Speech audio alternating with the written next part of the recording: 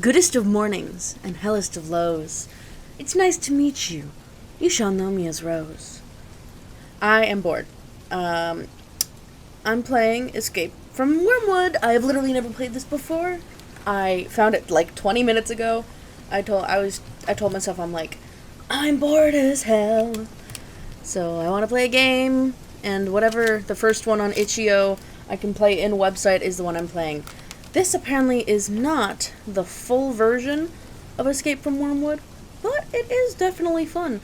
There's blood, gore, destructive cults, and cannibalism, apparently. So let's just go.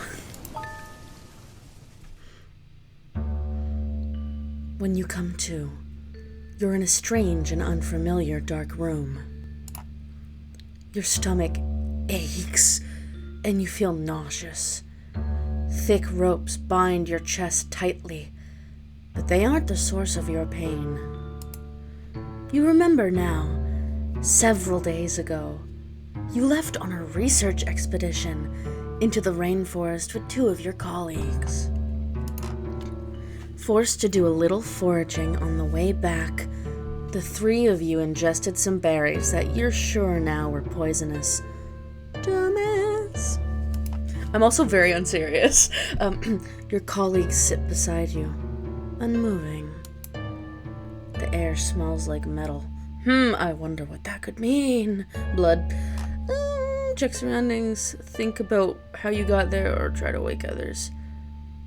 I'll check surroundings. You squint hard, willing your eyes to adjust to the lack of light. You almost guess that it must be light in the day, maybe even night, if not for the stream of light tracing a single door frame. What is that?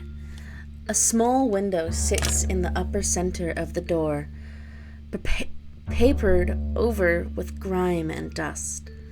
The bars over it remind you of a prison cell. Damn. The room itself is rather sparse. A large wooden table stands in the far corner against the wall near the door. Yes, that. Beside the table is a pile of things. You can't tell exactly what the pile consists of, but it might be your belongings. Yeah, I think so, because there's a backpack. The floor beneath you is damp, with dark puddles that your mind refuses to register as blood. These puddles ebb towards a graded drain. Your mind refuses. It's blood then, okay? If you were to vomit, which you feel very inclined to do, you guess it would be drained as well. Think of how I got there. To help stave off your panic, you think of everything you know for certain. You're an anthropologist. You came to a foreign land to study ancient civilizations and learn more about the various cultures in the region. I can read, I promise. Accompanying you on your journey is a fellow researcher whose work you've admired for years, and a cultural expert who's supposed to act as your translator and guide. Unfortunately, this expert has faked his credentials, leading you to believe he was far more knowledgeable than he actually was. You bitch. Soon enough, it became obvious he had gotten the 2 of you completely lost. Then, there was a physical altercation that resulted in losing the bulk of your supplies. Motherfucker! Rude! The 3 of you, now fighting for survival, had decided to risk ingesting what seemed like perfectly safe berries. See, no, that wouldn't be me. I'd be eating leaves. I don't care if berries are the default. Eat leaves. You succumbed to their poison, lost consciousness, and woke up here. Let's try to wake the clearly dead people. I'm gonna guess which is which. Who am I looking up to? Hat fuck or ears? That's clearly a rat person. Ooh. Pete! You whisper urgently to the witch beside you, but she doesn't respond. Okay, this is Pete. Hi, Pete.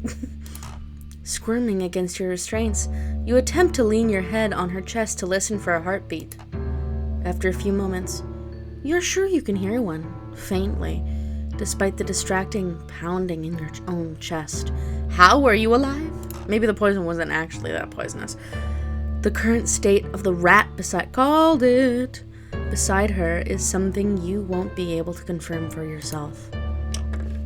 The door suddenly opens, starting you back into an upright position. You shut your eyes tightly to shield them from the harsh daylight.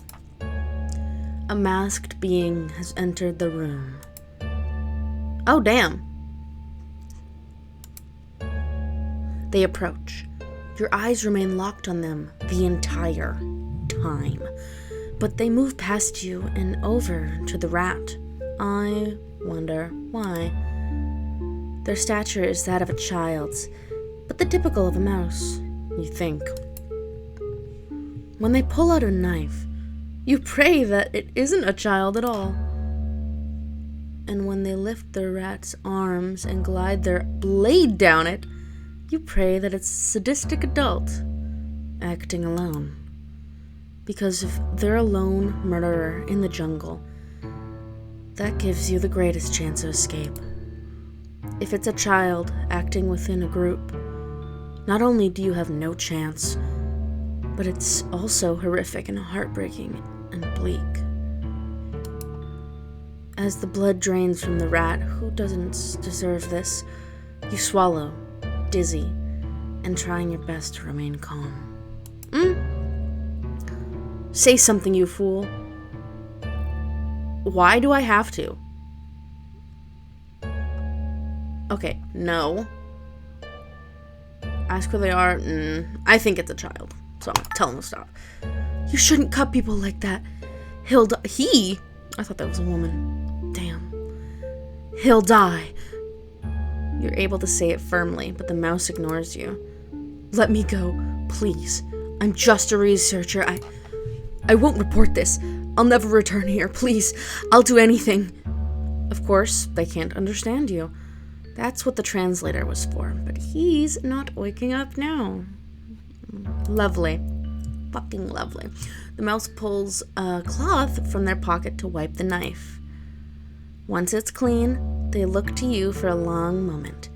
You think desperately how they can convey them. You can convey to them you mean no harm, and that you only want to go home. But instead, the nausea you've been staving off comes to a head, thanks to the incapable smell of your colleague's blood. Inescapable. I can read, I promise. You lean forward and vomit helplessly onto the floor. It flows towards the drain after all. The ground must be slightly slanted in here.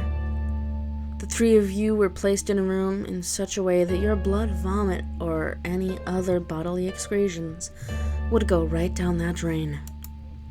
They planned for you to bleed for them. They brought you here for the purpose of being drained, and now you only feel more sick. The mouse kneels in front of you. In the vomit?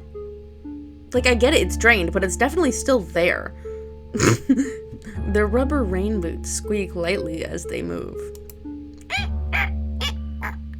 When you look at their face, the mask, they bring the soiled cloth to the sides of your mouth, dabbing the mess away.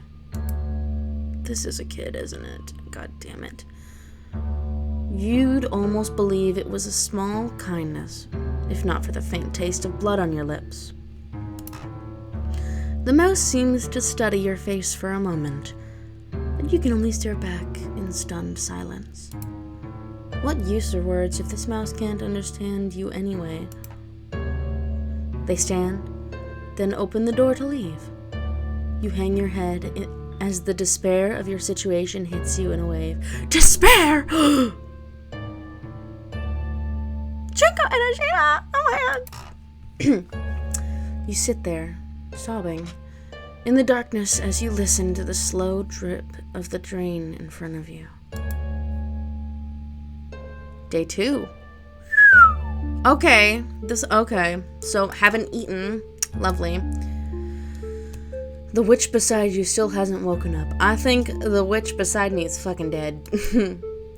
Pete is much older than you, with a weaker constitution. As a witch, you expected she'd be a little sturdier, but apparently not. God damn, you were poisoned, asshole! Being able to use magic doesn't guarantee protection from poison. Her specialty lies in photography, not medicine. She isn't wounded, though. At least not in any obvious way. It isn't her blood that stains the floor where you sit. The only one the mouse seems to have cut into so far is the rat. Moss. Think about the witch, the rat, or think of a way out. I respectfully don't care about you two. Think of a way out. You need to think of a way out. It's probably too late for Moss, but if you could untie yourself and Pete. The ropes refuse to loosen themselves, no matter which direction you bend your torso. Without something sharp to cut through the fibers, you'll be stuck like that. See, personally, if you can stand up, you can go anywhere. So, you lean your full weight onto Pete again, as you've continued throughout the night. Pete, please wake up. You hate having to face this alone, even if this witch were to only offer unpleasant remarks. At this point, you'd accept them with full gratitude. Ugh. The door opens again for the first time since yesterday, so just casually again, I guess. The sudden sound of heavy rain causes you to jolt, but you remain frozen, lying against Pete's shoulder. The mouse is here again. It's the same one as before? Judging by their stature, you imagine it must be. They walk past you and over to Moss. They pull out the knife again. You can't bring yourself to watch this time. You only wish you could cover your ears. That way, you wouldn't have to hear the sounds of flesh and muscle parting, of his blood pouring out from his severed veins and splattering loudly onto the floor. Why are you doing this? Please. You cry because you can't think of anything else to do. You can't just sit and wait for your turn to be flayed. But you can't move, and the mouse won't listen to you. So you sit there, whimpering, until you hear a loud thud. You finally open your eyes to see Moss's corpse, a misshapen lump on the floor. Even in this low light, you can tell what once was human skin has become coarse fur. A quirk of animal folk. They return to their bestial form upon death.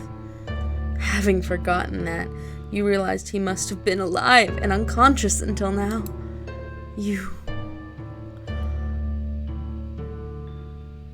Man, I don't know. Panic. Moss is dead. He was drained of his blood and murdered in front of you. Moss, whose only crime has been taking the wrong job. Moss, who was so chatty and lighthearted compared to the stodgy... Stodgy Pete. Don't know that word. Moss, who entertained you with stories of his beloved community. A man who was all smiles. A foolish optimist who encouraged you along your journey. You want to think all of these pleasant things about the rat in front of you. You want to focus on the injustice, but you're so afraid for your own life that all you can do is scream.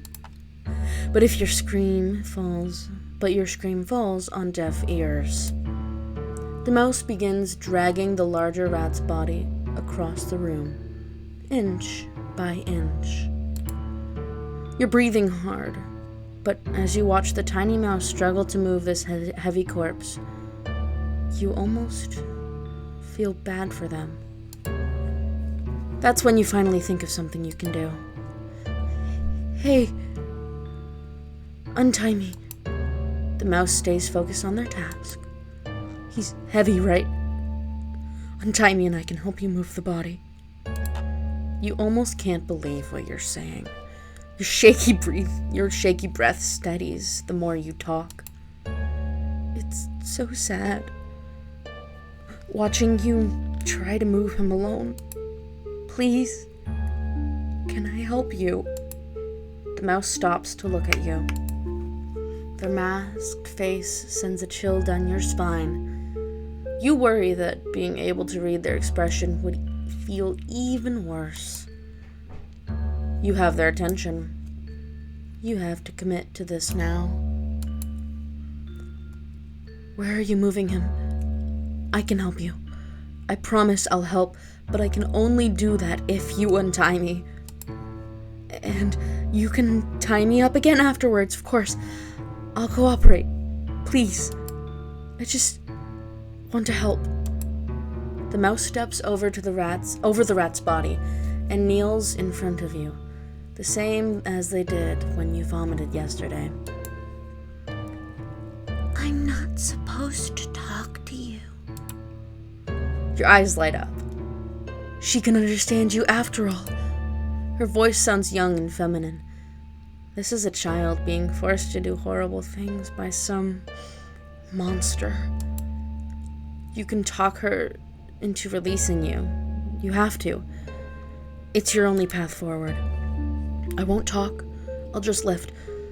It's just so sad watching you. I can't bear it. She draws her knife, and for a moment, you think she's about to silence you for good. But instead, she cuts through a piece of rope. I'd like to move this to the table. You do as the mouse commands. New room! Oh, day 3? Never mind, not new room. Oh, the table in there. See, fun fact, I actually can read and also am smart. It's a very secret fun fact. Pete woke up last night. You filled her in on everything that happened. Moss's death, your masked captor. You left out the part where you convinced the mouse to untie you. You pretend she didn't say a word to you. You hadn't said anything more to her either, and even let her tie you up again in the end, as promised. Personally, I would not take that chance, which I know is probably a dumb idea, but... Body check! If you have an elbow, you can hit them in the face. Pete would only scorn you for not putting up more of a fight if she knew. Exactly! Me and Pete are on the same side. Although, she's still rather delirious and weak. She ate the largest share of the berries, now that you think of it. You don't know how much she'll fight back, or if she'll be able to help you at all. Talk to Pete, obviously. Pete, are you still awake? Yes. The level of annoyance in her voice is far higher than usual. You imagine she's in a lot of pain. We should try to come up with a solid escape plan, don't you think? That's what I've been thinking of ever since waking up. Do not interrupt me again if you want to live. Damn. It doesn't seem like she's willing to coordinate with you. That's fine. It's exactly why you've set your own plan in motion. You can't depend on each other. Yeah, no, Pete is clearly going to try to leave alone. But...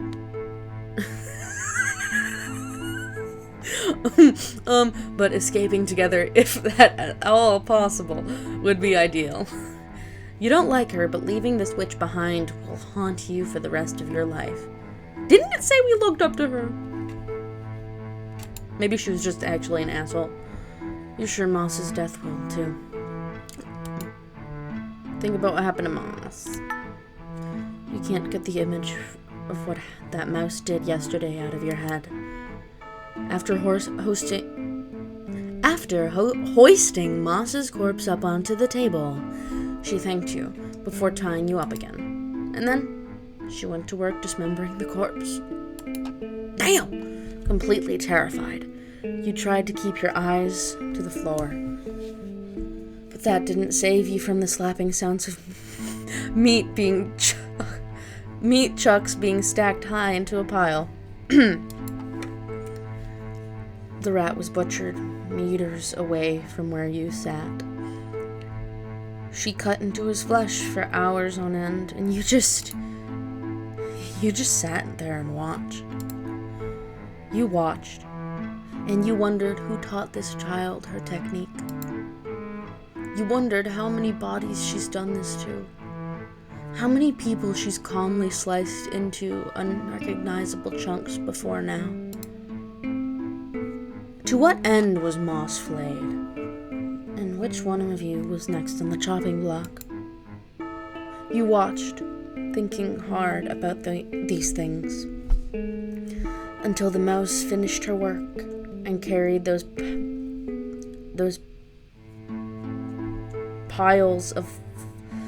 pails full of meat out of the room. You wish you could do something to put a stop to all of this. Think of what to do next. Your ropes aren't as tight as they were before. You've tried squirming around again, but you haven't gotten them to budge. That seems like an oxymoron. Still, they're a little less uncomfortable. Your muscles are stiff from being stuck in one position on the floor. You wonder if the mouse would be willing to leave you untied in this room. The door's locked anyway. All of your stuff is in there. What the fuck are you on?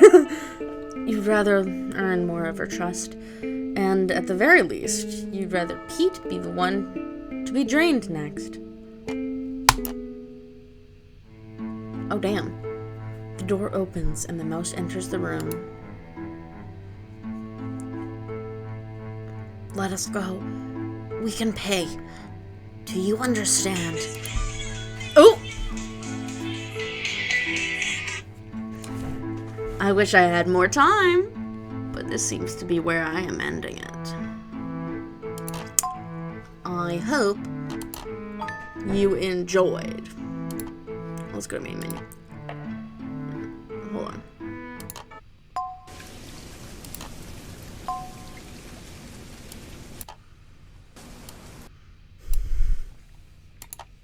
I hope you enjoyed. This was a very fun game so far, and I definitely will continue it. You can find me crying in the woods over top of a gigantic container of Skittles, because they won't fucking tell me what I want them to tell me. Yeah. See you next time. Dude, this is not a dream. I am here inside the cream cheese. Yes, it's Jeremy Jordan. And dude, show a little self-control. I am also in your Super Bowl. It's your buddy Double J.